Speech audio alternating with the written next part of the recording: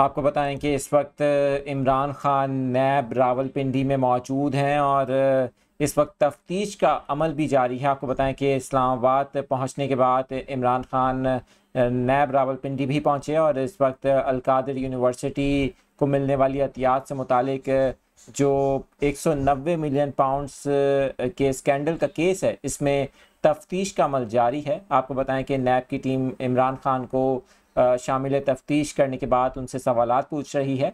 जो अपडेट्स हमारे पास आ रही हैं रावलपिंडी से, वो अपने नाज़रीन के साथ शेयर करेंगे। आपको बताएं कि नैब रावलपिंडी ने चेयरमैन तहरीक इंसाफ इमरान खान से बरतानवी नेशनल क्राइम एजेंसी में 180 मिलियन पाउंड्स स्कैंडल केस में अलकादिर यूनिवर्सिटी को मिलने वाले अतियात का रिकॉर्ड तलब किया है।